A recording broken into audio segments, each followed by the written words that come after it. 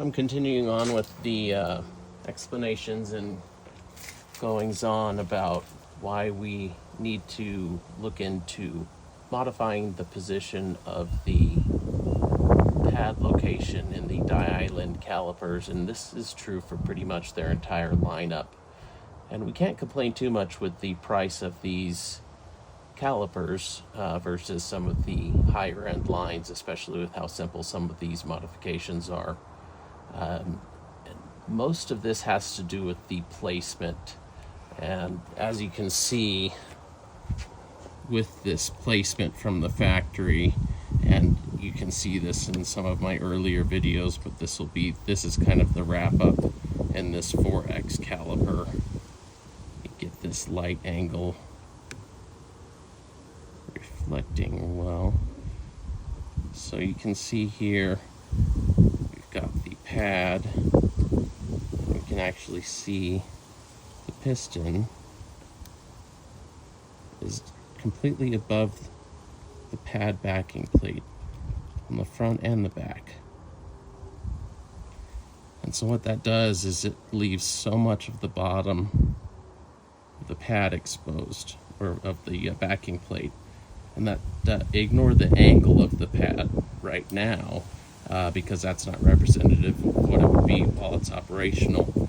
But that's going to eventually lead to tapered pad wear and suboptimal clamping force, because we're pushing on just the top of these brake pads.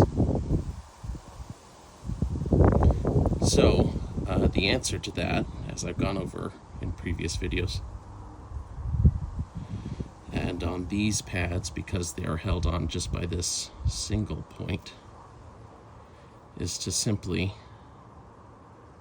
relocate the mounting point.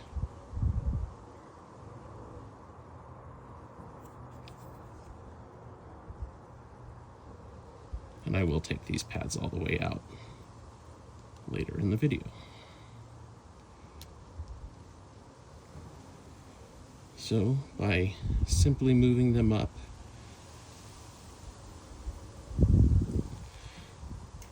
by moving the pads up,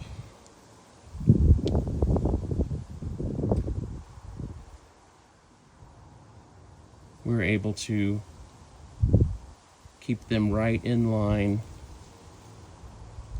put them right in the center line of the clamping force of the pistons, that we can then move the brake caliper itself down and park it almost right on the brake rotor. We want it as close to the brake rotor as we can possibly get it.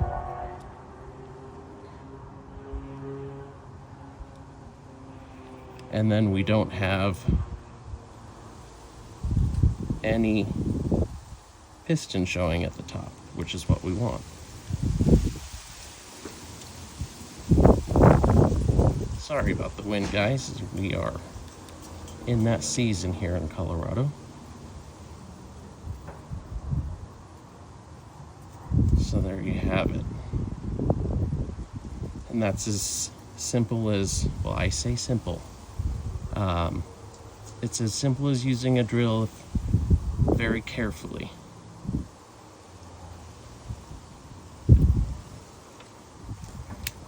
Now, I ran these in both positions so you could get a good representative idea of the contact patch there.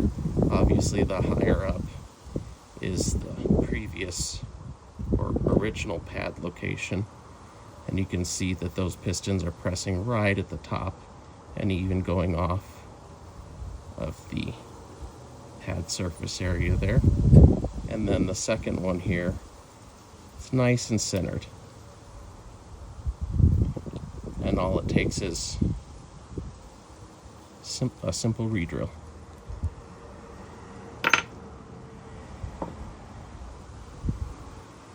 So now I want to mention something. There's a lot of marketing hype about piston count in these calipers. Now we all know that braking force is a force multiplier, and if you're if you had a 2-piston caliper, something like this, look at what you would have to work with originally, that would have originally been pushing on your brake caliper. Look at how much more of the pad it would have been pressing on from top to bottom. Now this would still need the exact same amount of movement to center it on the pad. Let's see if I can get up some better light here. I'm working on the light, guys. There we go. So it still needs the pad relocated, but with that much more area, top to bottom, being clamped on the brake pad, there's a much more force distribution.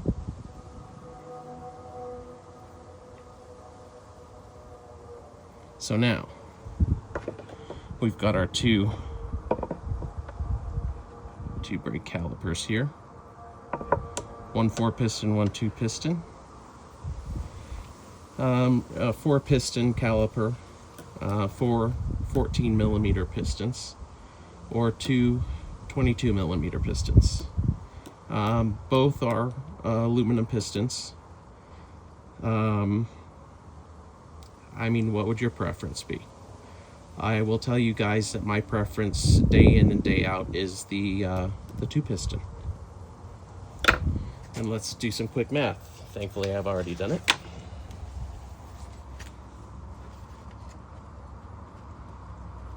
Two-piston caliper gives you a total area of just under 760 square millimeters. The 4-piston comes in at 615 millimeters of 650 square millimeters of piston surface area. That is a huge decrease in surface area. Not to mention, to squeeze in those 4 pistons, they are located so much higher in the caliper body that it becomes very hard to work with. So if you have a choice, go with the LD-200 pluses, or stick with your factory 2-piston calipers.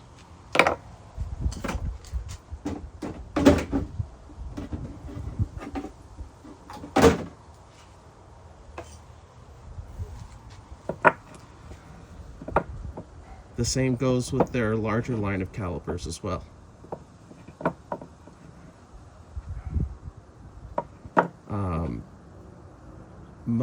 Much more surface area covered. This is a larger caliper, holds a larger pad, but again, with the 2-piston caliper, much more force distribution with the 2 pistons than with the 4 pistons. I think I have a 4-piston version of this. Give me just a second.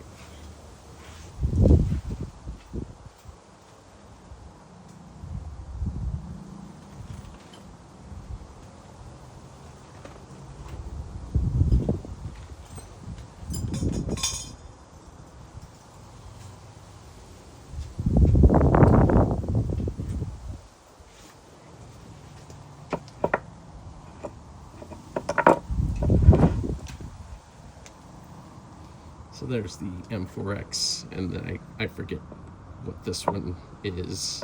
It's the same version, it's just 4 pistons and 2 pistons. I have gone through so much work to make this caliper work and not chatter and not squeal and not do nasty things that these brake calipers just shouldn't do. And then it just the pistons just melted. They're phenolic pistons. It's just the way it goes. I mean, I will tell you that I am not easy on these brakes. They are smoking more than they're not. But same thing applies here. The 4-piston calipers have less area than the 2. And I'm not going to use the 4-piston calipers anymore. The force distribution just doesn't make sense. So when you're shopping, keep that in mind. To each their own, but kinda, I don't know if you, with the light, you can get a decent side by side. But there you have it. So these are the large format calipers, and the small format calipers. I generally tend to use the small format calipers on the rears, just because of their packaging, and the large formats in the front because of their better heat shedding capabilities. And I always, for the fronts, I am building custom caliper brackets because I like to hold these brake calipers as close as possible to the rotors. It's just necessary to get the maximum braking torque and the proper pad placement. Here it gives you an idea in the size of the brake pad difference. You can definitely see that. Oh, I guess it would help if you could see them.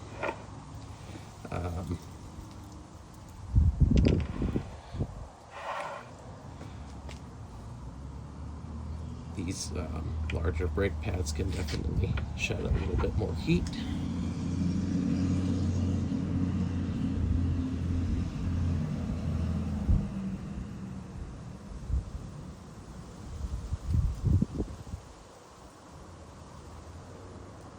Definitely have a lot more thickness. In practice, both of these sets of pads are brand new. Even though these are used, they're only used for less than, a quarter of a mile of riding. They were only used for testing. So you can see there the difference in pad thickness. These don't have any slots or chamfers cut in them, but I generally always chamfer the leading and trailing edges and cut one or two slots in the rotors, not the rotors, in the pads there. Happy to answer any questions on why. Just drop me a line there in the comments and I'll explain away. But there you have it. That's a little bit on this Dyisland brake calipers and my experience in modifying them so far. I've got a long way to go. I've got a machinist here locally that's going to be making some titanium caliper pistons for me, and we'll see how that goes. So I will keep you guys updated.